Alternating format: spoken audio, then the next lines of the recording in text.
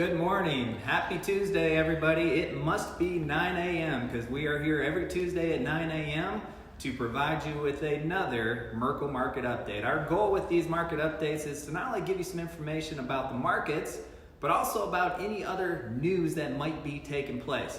But not only to give you information, but give you actionable steps that you can use this information, apply it in your life in a meaningful way to make your retirement plan better. Whether you're 30 years old or you're 60 years old, there's actions that you can take to help improve what it is you're trying to accomplish, even in this mess of a world that it seems like we live in today. So today the topic is going to be 2020 required minimum distributions. But first, what is a required minimum distribution? Once you obtain required minimum distribution age, then you're mandated to take distributions from your pre-tax accounts. So if you turn 70 and a half before January 1st of 2020, then your IRAs, your pre-tax IRAs, your pre-tax 401k plans, you are mandated to take at least a distribution out every single year. If you turn 70 and a half after January 1st of 2020, then you are required to start taking distributions out at age 72 from your pre-tax accounts. Remember what these pre-tax accounts are. Your IRAs that you contributed to, you took deductions on your 401k plan, you didn't pay taxes on those contributions going in. You made a deal when you made those contributions, you made a deal with the IRS. And you shook the IRS's hand, you said, I'm gonna put this money into this retirement account. I'm not gonna pay taxes on the way in. I'm not gonna pay taxes on the growth all the way up until the day that I take it out.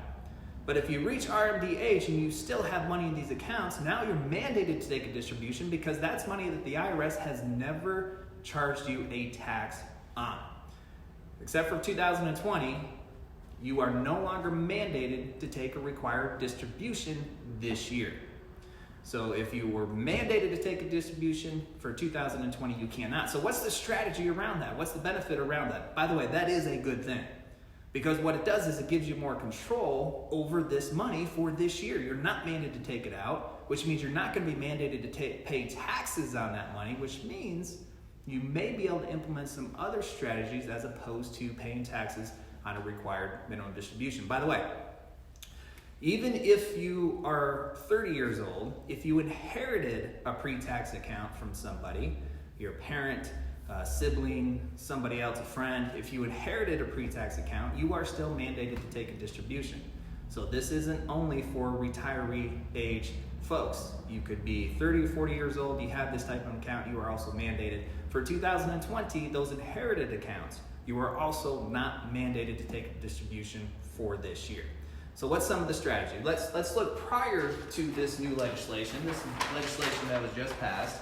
Prior to this registration, you have your pre-tax IRA, you take out your required minimum distribution, you pay tax on that distribution, and then you have the balance of your IRA.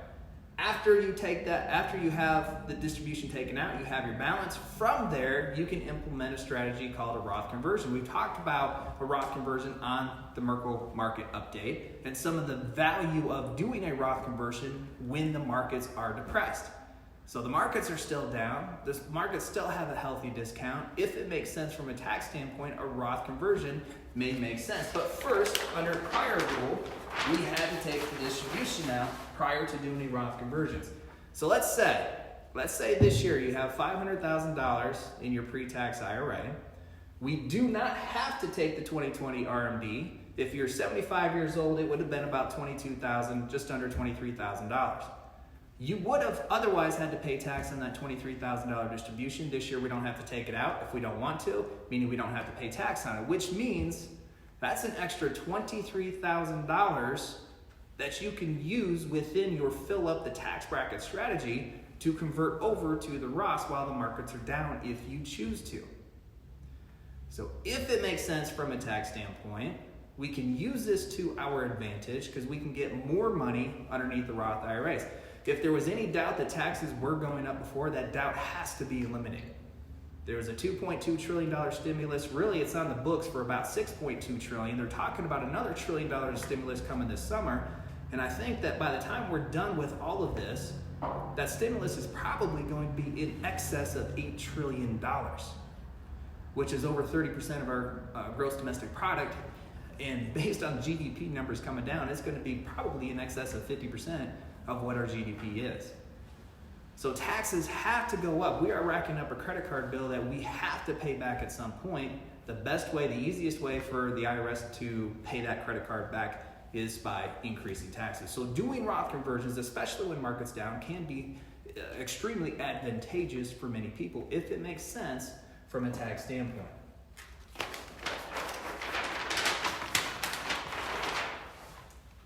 So a couple takeaways from today's conversation. If you were mandated to take out a required distribution, you can put that on hold for this year. If you put it on hold for this year, let's not just stop there. Let's look at some of the other strategy that you can implement in lieu of taking out the distribution, paying a tax on it.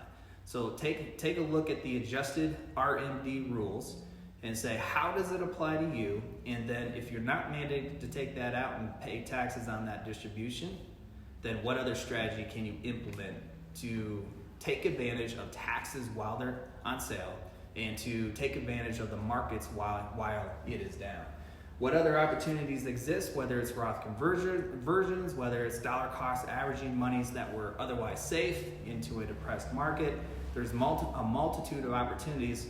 And one of the things to remember is that it's very easy to become paralyzed in this type of market condition. When one day the market's up 1,000, the next day it's down 2,000, the next day it's up 1,500. It's very easy just to become paralyzed and watch that roller coaster.